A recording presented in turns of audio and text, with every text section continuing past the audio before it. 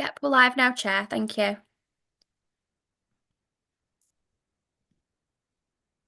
Oh, sorry, Chair, you're just on mute. Typical of me. Right. Good evening and welcome to the West Neighbourhood Forum. This forum is made up of elected members of the council. I am Councillor Quinn and I am the chair of the West Neighbourhood Forum.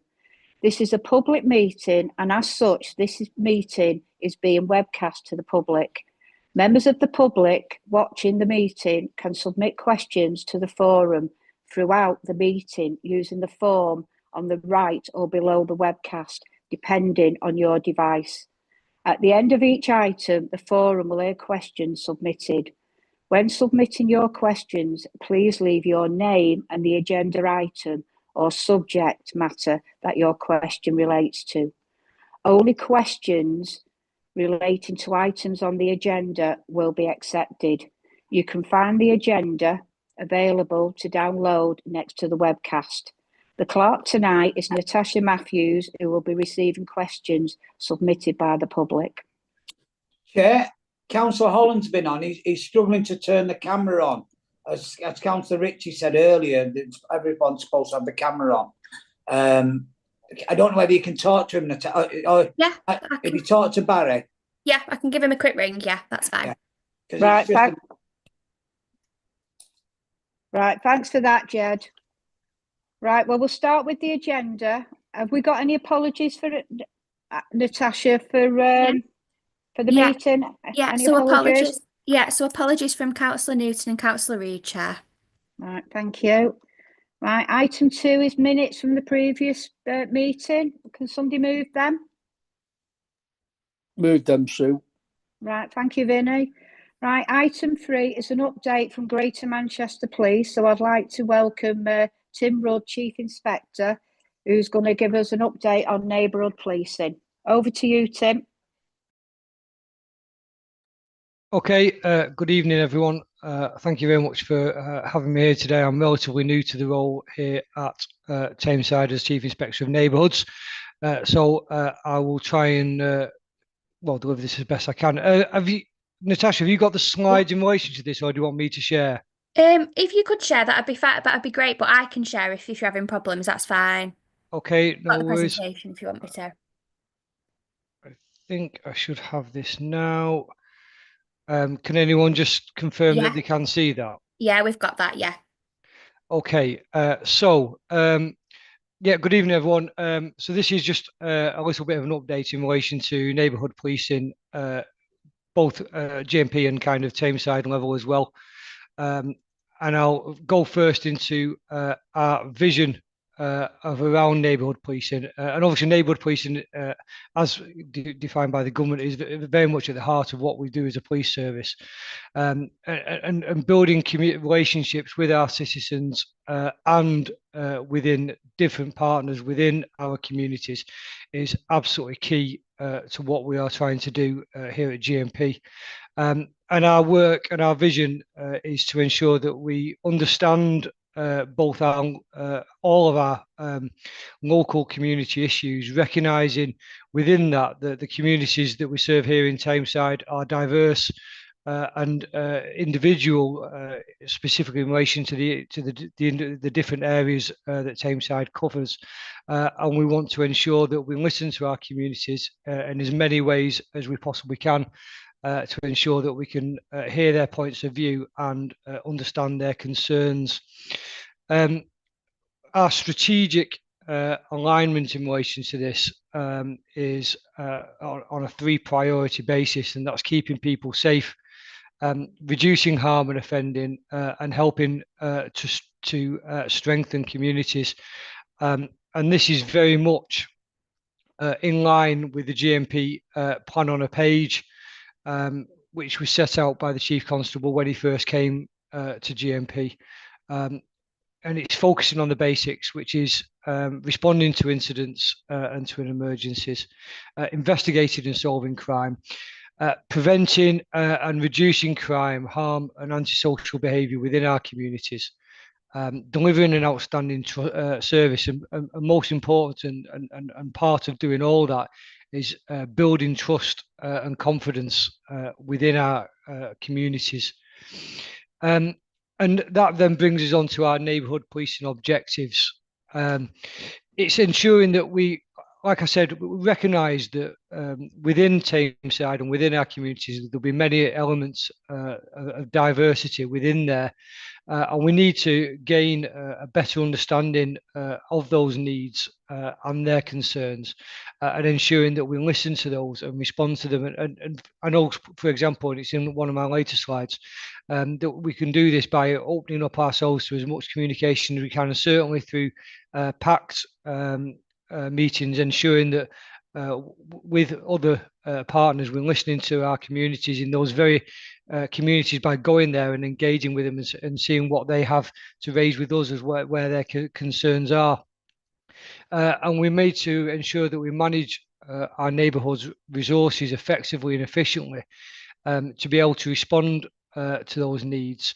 And use analytical information and community intelligence, part of which is gained through by listening to our community around what our priorities are and how we need to respond to them. We'll work closely with other agencies to share information and safeguard people, help to deliver with partners locally agreed intervention and prevention activity. And I've literally just come from another meeting now where we've been talking about alcohol and drug misuse within our communities, and how, as with partners such as CGL, we can respond to that and help protect our communities in relation to that. Safeguarding of vulnerable people at risk from sexual, criminal or financial exploitation. And I know we do a lot of work with younger people, both on both sides of the criminal justice system, through youth offending teams for those youths that find themselves in the criminal justice system, and trying to divert them away from it, but also the work we do within the communities, for example, with our school-based teams, where we go into local schools and try to engage and educate and engage with youths at that key stage to try and prevent and make them aware of the risks that are out there that they could find themselves vulnerable to. Identify vulnerable adults and children who are experiencing victimisation, and make best use of criminal and civil orders to protect the vulnerable from harm. And I'll go on to some of those civil orders in a future slide. In managing and diverting offenders, we'll engage with community and build confidence in reporting to prevent and minimise exploitation and hate crime. Work with our partners to identify and manage offenders, and focus on those who pose the greatest risk and cause the most harm, to discuss who are biggest threats, and gather that community intelligence to develop practices that allow the disruption of organised criminal groups. And I think some of the work we've been doing this week, and I know has been commented on some of our community posts around the work we've been doing with partners targeting barbershops, off licenses, and vape stores. Certainly gone to some of the work that we do in looking at targeting the OCG threat within our community. We then need to earn community confidence, and we'll listen and be visible. We'll use the resources we have responsibly and open and honest. And for example, that goes to some of the meetings where we invite members of the community in as part of our scrutiny panels to have a look at the work we do specifically around stop and search. Keep people updated about policing and what is happening around them. Provide information on how to get in touch with neighbourhood policing teams. Be more inclusive and engage with our community groups, and encourage recruitment from our communities through support of positive action team, and provide opportunities for communities to be part of policing through our citizens in policing programme. And we work collaboratively with partners and community to strengthen community cohesion. In relation to the specifically our West team, and that just shows some of the structure within that. Myself, obviously, as overall ownership of it, and then Inspector Carl Jackson, who unfortunately couldn't be here tonight as our inspector, with the 2 sergeants below, and then the neighbourhood team below that in terms of neighbourhood beat officers and PCSOs. And obviously we have a PCSO and neighbourhood beat officer and a PCSO aligned to every beat within our communities. Going on to our current ward priorities, more specifically for this area, focusing on tackling antisocial behaviour in and around Victoria Park. And I know our prevention hub have done some key work over the previous months in relation to this location, specifically around ensuring that some of the foliage is cleared and reactivating a CCTV camera that was in place but wasn't being used at that location. I know that's had some real positive impacts in relation to that. Prioritising efforts in order to tackle an increase in residential burglaries. And I know we've been doing a lot of social media and preventative work within the local communities to make people aware of the risk and how they can best protect themselves against residential burglary. And we've been doing alongside that some proactive work with different units within GMP, not just within the neighbourhood teams, but utilising some of our covert vehicle units and other teams within GMP to really focus on this priority.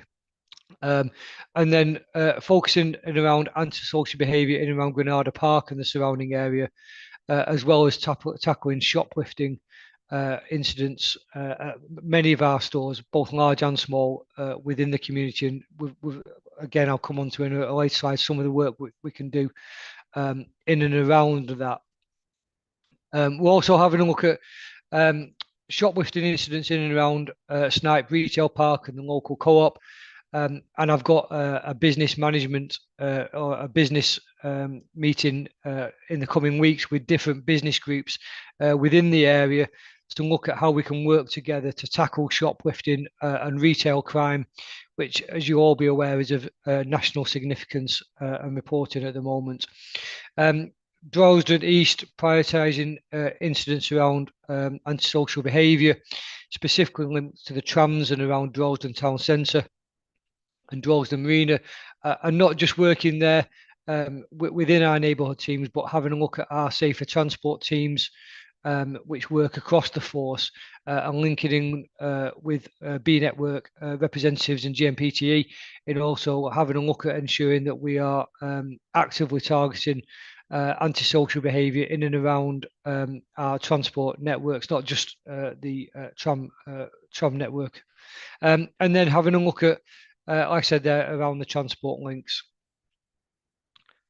I want to just have a look at what I said earlier in relation to some of the work we can do in terms of civil orders that can assist within this work. And one of the areas that we're really focusing on at the moment is criminal behaviour orders, or CBOs. And this is really wide ranging because it's no one thing that it can cover. It can prohibit the offender from doing anything described within the order, and that can really be tailored to that individual's offending pattern.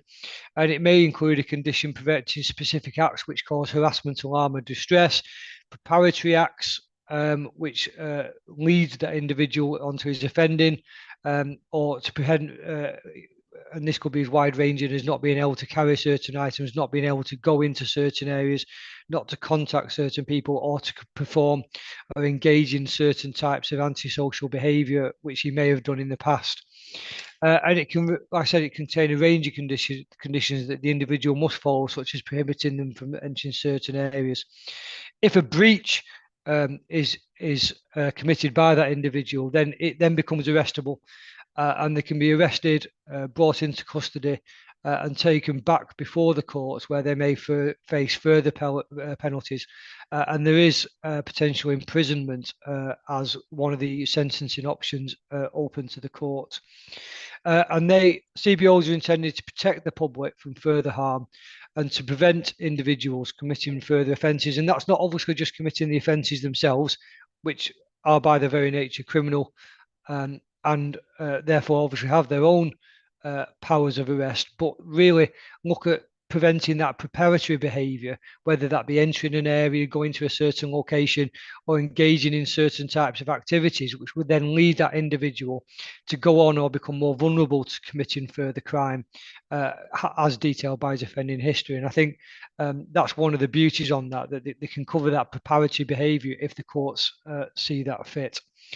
And the West Neighbourhood Policing Team currently have 14 active CBO orders in place, and these prohibit repeat offenders from entering sites including Crown Point Retail Park, Snipe Retail Park, and other various large chain retailers and superstores. And as I said, just next week I'm having a meeting with the business watch team at Crown Point Retail to look at how we can further support the work that we do together in ensuring that we tackle antisocial behaviour and criminal activity within that area. In relation to this side, I want to apologise. I sent through this slide. It has some quite out of date information on there. It was from a previous one. But I talked about listening to our communities and how we do that. And one of the main ways we can do that is partnership and community together meetings, PAC meetings, where senior representatives from police and partner agencies will update you on priority activity within the area. But not only that, we can listen to that community's concerns. And these meetings take place within community locations, within that specific neighbourhood, ease of access for those people there, to allow maximum attendance and to allow police colleagues and partner agencies to be questioned on the priorities there. And I think that goes key to building trust within our communities by listening to them in their location around what their concerns are, and more importantly, then provide updates at future meetings on how we're meeting that and how we're responding to their concerns. And as part of that, we'll hold other events within the community around community engagement, such as nursery, school, college events and inputs. I said we have a really good schools team that will go into the high schools and engage with the schools. Not only that, it's our ambition that every primary school within the area will know who their local PCSO is and have good links with them to be able to engage with them. Crime prevention and marketing stalls, tea and coffee mornings, police surgeries, community events and fun days are just some of the ways that additional ways that we'll look to engage with the community around that. So that's kind of the end of my presentation around neighbourhood policing, both in general and in specific relation to some of the concerns and priorities and actions that we're taking forward within this specific council area. If there's any questions in relation to that. Thank you for that presentation. Have we got any questions? Oh, we've got Councillor Warrington, Chair. Right, Councillor Warrington. Thanks, Chair. Sorry, I couldn't find my hand, to raise it. It's just one. Thank you for the presentation. Really interesting. Just one on what you said about shoplifting. I recall. Are you okay, Chair? Are you choking or what? No, it's me asthma. It's just bad, right? I've just got a notice from me and the chemist that my prescription ready to pick up before 7, but I'll leave it till tomorrow. So I should have been on mute. Sorry, Brenda. Okay. Sorry, I'll start again. Thank you for your presentation. The shoplifting that you mentioned. Yeah.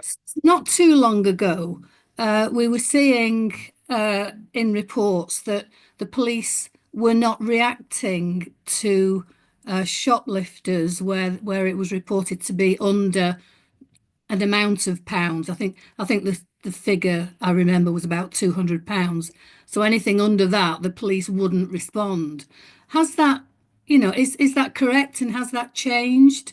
Because obviously the shoplifters will be very aware of that and make sure that they take things beneath, whatever amount you set.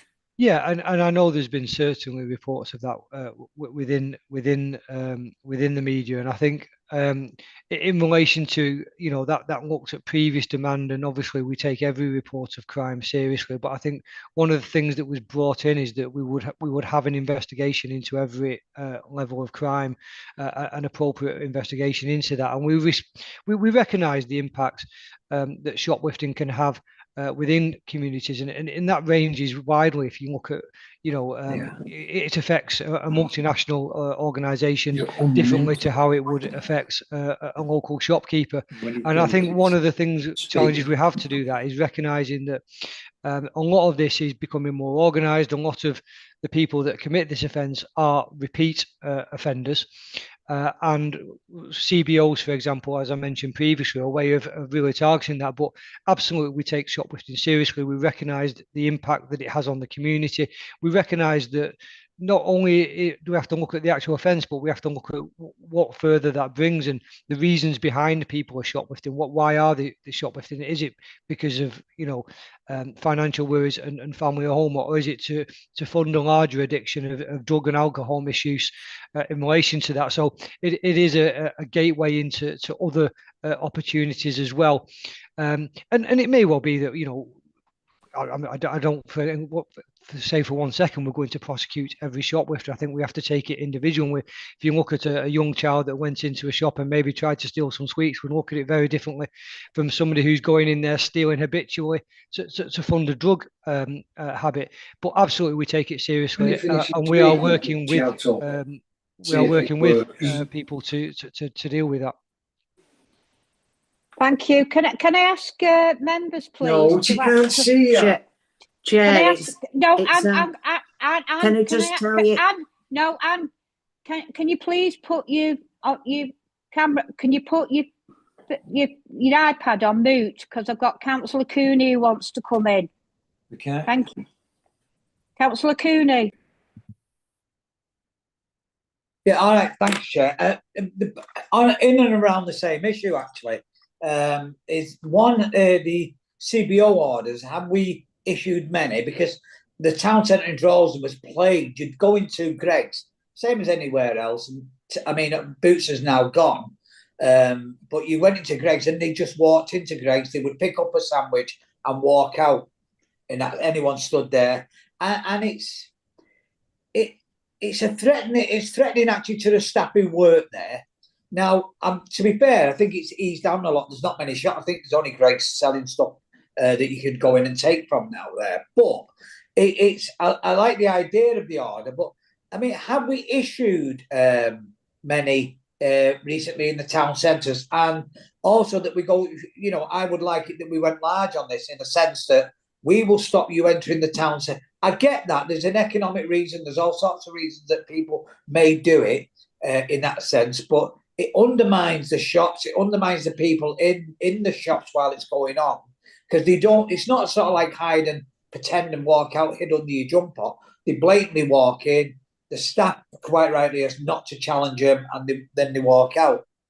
So it's actually, is it well publicised that this action has taken place, or when we have taken it, that it's successful or whatever? Because I do think the points you're making are good, but a problem is that people need to see, you know, it's like a CCTV camera. You know, people see that it's working, they find it effective, and it's actually notifying the people that yes, what we have done to a number of people is we've stopped entering the shopping centres, because you can go into some at the back of the shops in the Droylsden precincts, and the way that they abuse the staff, you know, they don't, you know, they're coming into work and they don't deserve it. And except it's not the police's fault, but some of these need to be excluded altogether from some of the shops.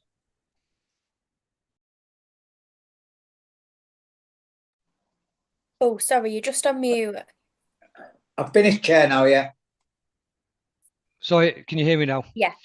So yeah, no, you're absolutely right, and the orders themselves have to be applied for on conviction. So if we arrest someone and charge them and take them to court, and I know we've done it, I think 3 times within the last 10 days that I can think of the top of my head, where we've arrested somebody, charged them with an offence that's in the majority of the time shoplifting, and taken, and we go to court with them to apply to the magistrate for a CBO order to be granted. I take your point. I think on on that presentation I just gave, I think it said there were 14 active CBOs at the moment within the local area. But I take your point absolutely around, one, the victim would be updated in relation to that. So the specific shop would be updated because, one, it's important that they know that if somebody comes into that shop who shouldn't be, the committed breaching the CBO, so they can notify us. But I absolutely agree that there should be some potentially wider publication around that, not just for the enforcement side, but actually for the community confidence side. And I fully take that on, and I will speak to my inspectors and local teams around that, around what we can do to further present that.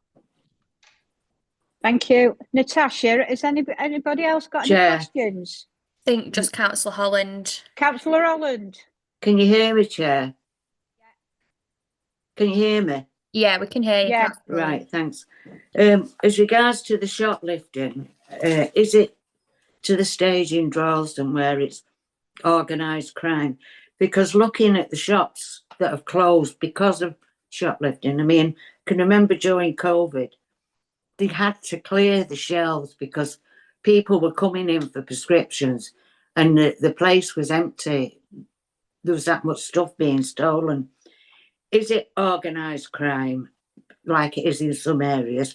Because most of the shops now in Droylsden have shut because in some cases because of the shoplifting. And can I also ask you how many PCSOs we have?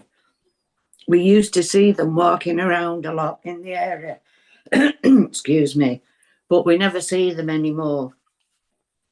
So if you could answer that.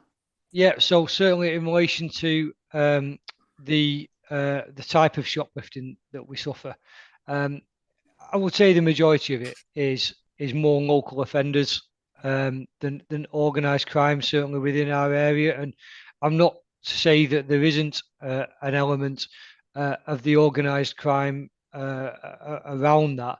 But what I would say is I think that the majority of our shoplifting offenders offences are committed by local residents who are not part of a larger organised team and are stealing for either financial or drug related issues. And I certainly think that's part of it. In terms of the PCSOs, I think from the previous slide, in terms of all the different beats that are in there, each beat does have a PCSO within it, and that equates to 6 PCSOs for the West team, which are obviously part of the larger neighbourhood team within Tameside.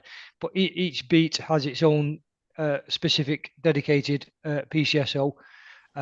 And they are there to be visible, and I can only apologise if you don't feel that is the case. But absolutely, they're out to be visible. They're out to be engaging with members of the community. They're out to be gathering our intelligence and speaking to people within the community. And absolutely, that's what they're there to be used for.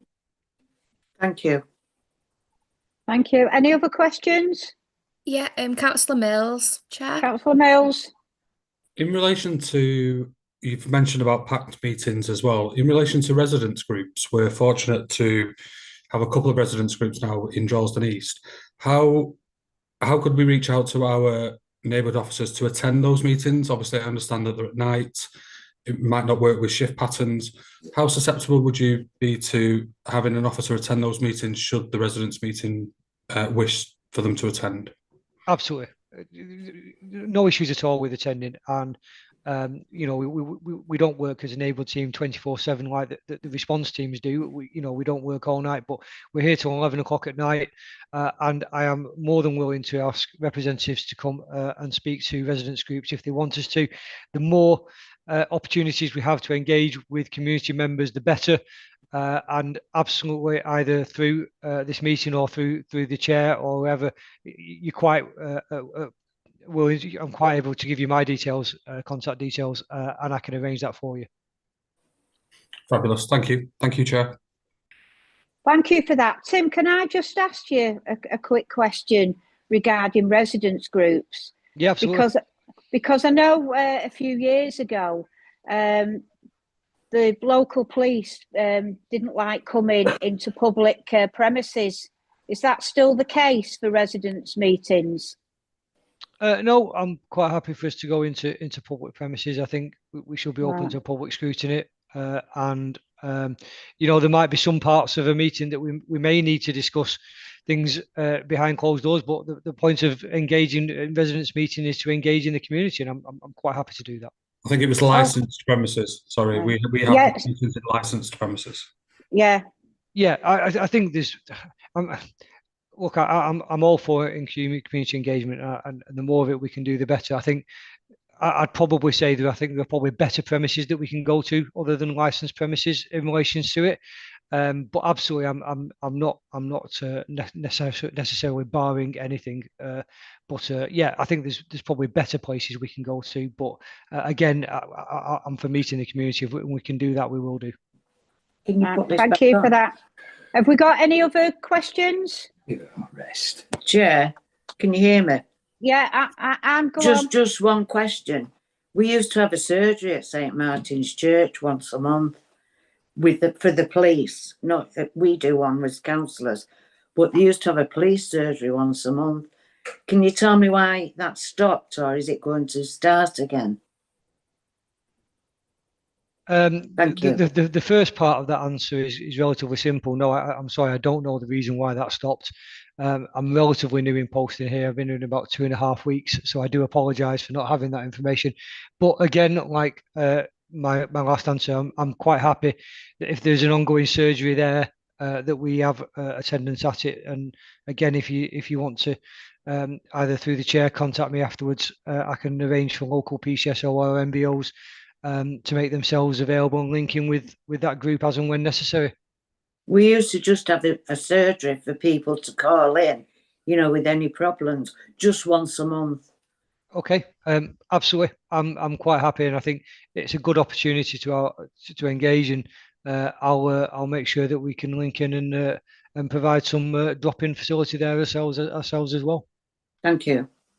Right, thank you for that. Any other questions? No further questions, Chair. Right, well, thank you for coming along this evening and giving that presentation and keeping us up to date on the neighbourhoods. And I look forward to you coming back to a future meeting. No, Thank it's much you. appreciated, and thank you very much for your time anyway. No, thank you.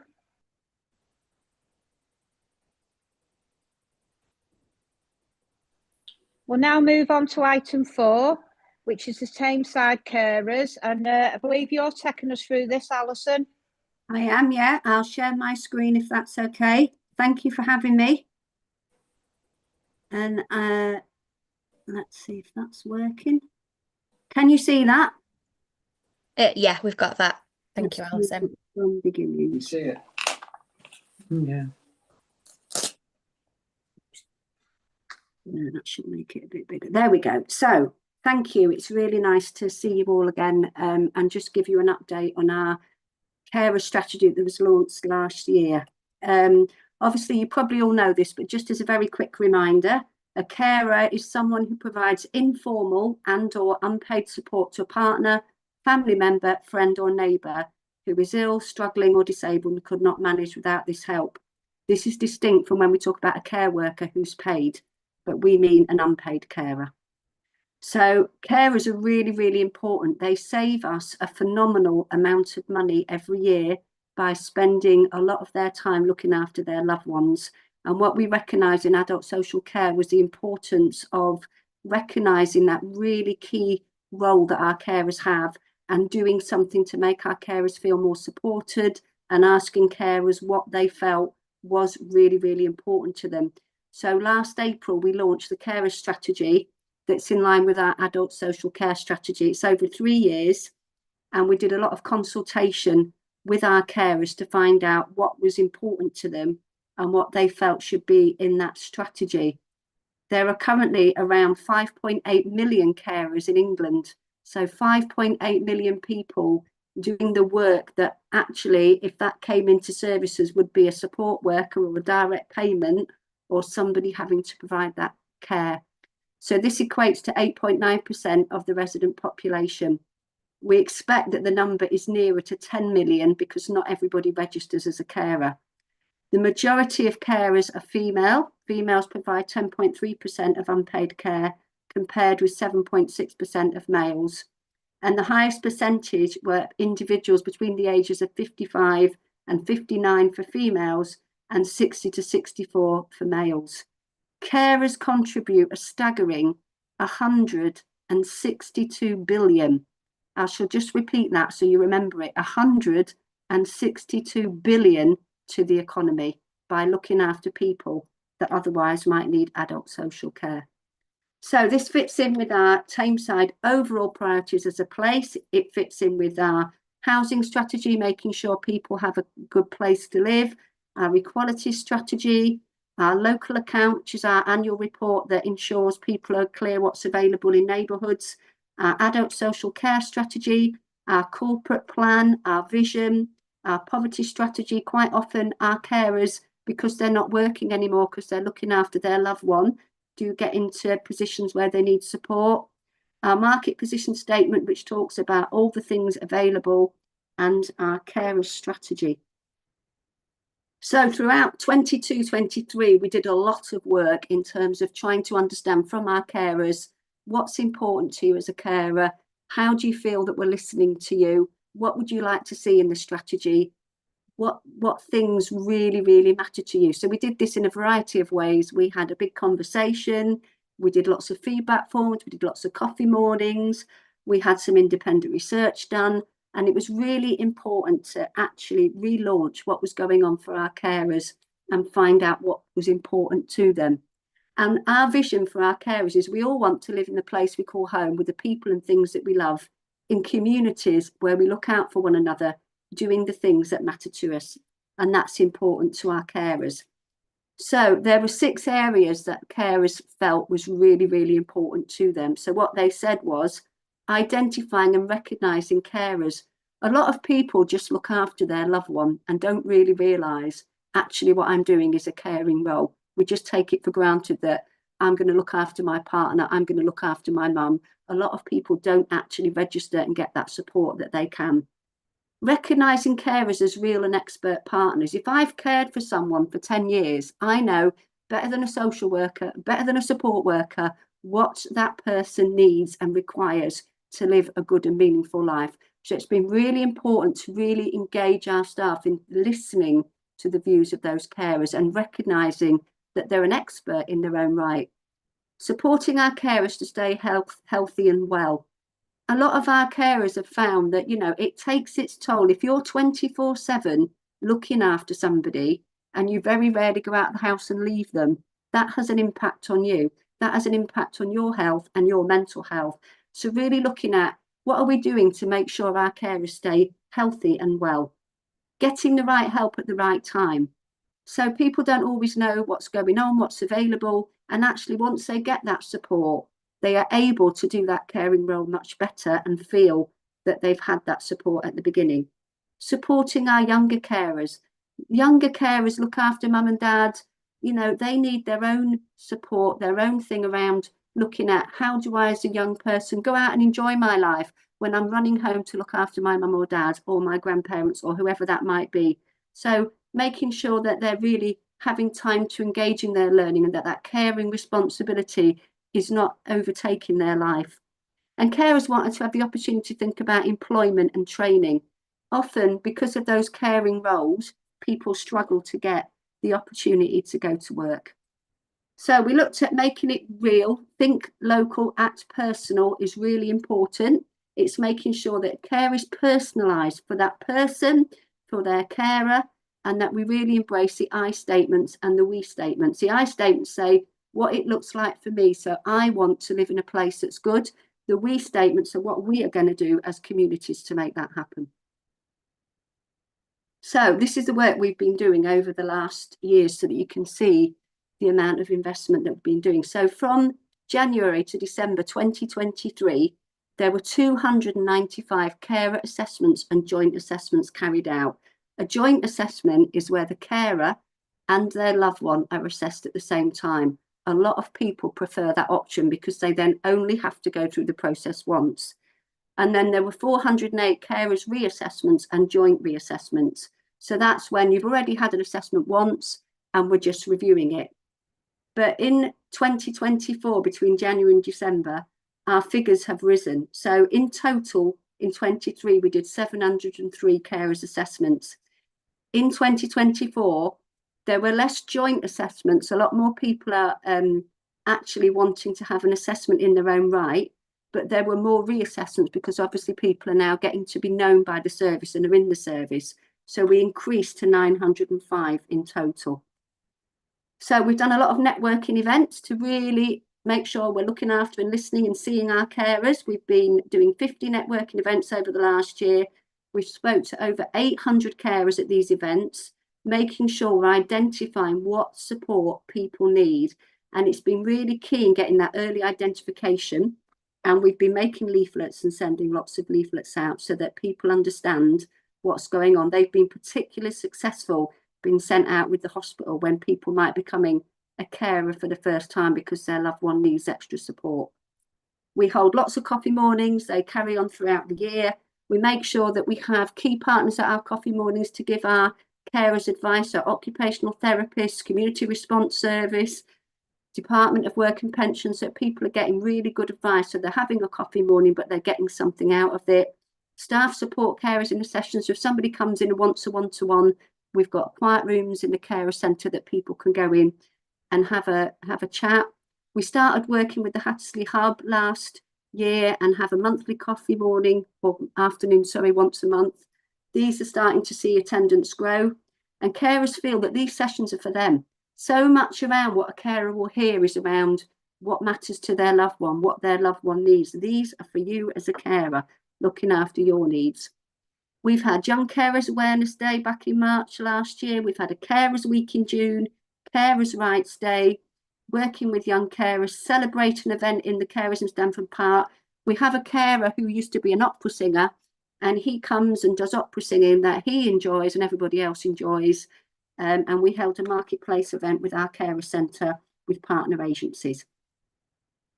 So we do a lot of signposting, a lot of making sure people know what's out and available to them. We had 205 different carers attend activities last year. We have 6 hubs across Tameside making our service more accessible. We hold monthly stalls at GP surgeries in Hyde. There's a drop-in service at the carer centre in Ashton every week.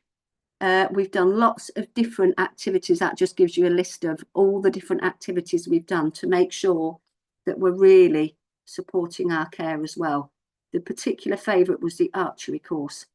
And this is one of the comments we got back from that. I liked having time to switch off from the stress of being a carer.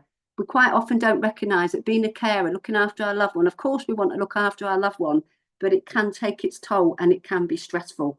So if the carer centre hadn't arranged it, this person was saying that, you know, I just had a bit of time out doing the archery, gave me a bit of confidence, spending time with other people who understand what it's like daily, day in and day out, looking after somebody else. They've made lots of friends. They feel it's, you know, they're not alone now. Their mental health has improved massively. The volunteers and coaches were really welcoming. I'd love more archery sessions and look forward to seeing what else I could join in. So we are looking at that. Unfortunately, nobody got injured on the archery session because we did have a bit of a risk assessment.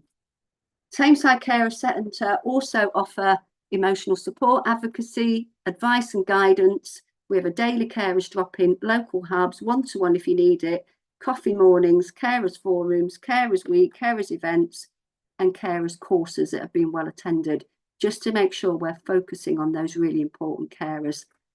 This is how carers can get involved. Carers can ask for carers needs assessment in their own right or a joint assessment. Anybody can ask for a carer to get that assessment if they need that. They can ask for respite. They can ask for the emergency card that's contingency for them. So that if anybody goes, they know they're a carer. We offer community response service to people that you might know as CRS. Tameside and Glossop Talking Therapies to support mental health, and Be Well Tameside. We're also linked in with the Tameside Voluntary Sector, Age UK, Mind, Anthony Seddon, and the Together Centre. So there's a wealth of information out there for our carers. So how can our carers get support? Again, anyone can refer them. There's our contact details there if anybody wants to contact us. We have a Facebook page.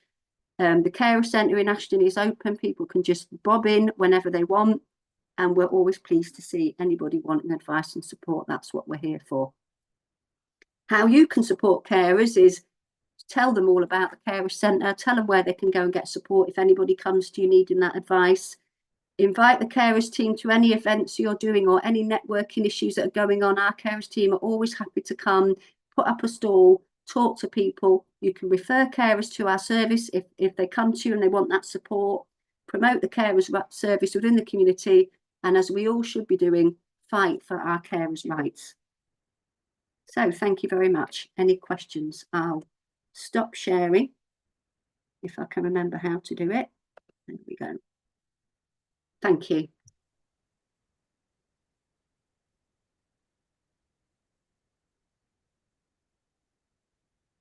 Sorry, Chair, I think you're on mute, but there's no hands raised at the moment. All right, right. Sorry about that, Alison. Oh, no worries, no worries. I was just about to say thank you for that presentation, and I think the work you and your team are doing is absolutely excellent. So if you can pass on our gratitude to everybody, that'd be brilliant, because I know all members will be feeling the same way. So thank you. Is there any questions for Alison? No questions, Chair. Can't see anyone indicating. Right, well, thank you for that, Alison, and I look forward to you coming back to a future meeting. Thank you so much. It's lovely to see you all. See you soon. Yeah, see you. Thank you. Bye. Bye. Right, item 5 is the date of the next meeting, which provisionally is in for the 19th of June. So enjoy the rest of your evening, everybody.